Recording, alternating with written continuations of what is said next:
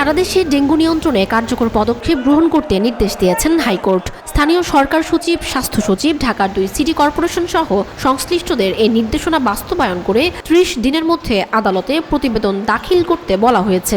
মঙ্গলবার বিচারপতি ফাহমিদা কাদের ও বিচারপতি মুবিনা আফাসের হাইকোর্ট বেঞ্চ এ আদেশ দেন। একই সঙ্গে ডেঙ্গু নিয়ন্ত্রণে দীর্ঘমেয়াদী পরিকল্পনা গ্রহণের জন্য একটি উচ্চ ক্ষমতা সম্পন্ন কমিটি গঠন করতে বলেছেন আদালত। কমিটিতে বিশেষজ্ঞ ব্যক্তিদের রাখতে বলা হয়েছে। পাশাপাশি ডেঙ্গু নিয়ন্ত্রণে সরকারের সংশ্লিষ্ট কর্তৃপক্ষের ব্যর্থতা কেন অবৈধ ঘোষণা করা হবে না তা জানতে চেয়ে রুল জারি করেছেন আদালত। আদালতে রিটের পক্ষে শুনানি করেন ব্যারিস্টার মাহিন এম রহমান। এর আগে গত সপ্তাহে সারা দেশে ডেঙ্গু নিয়ন্ত্রণের নির্দেশনা চেয়ে হাইকোর্টে রিট করেন ব্যারিস্টার মাহিন এম রহমান।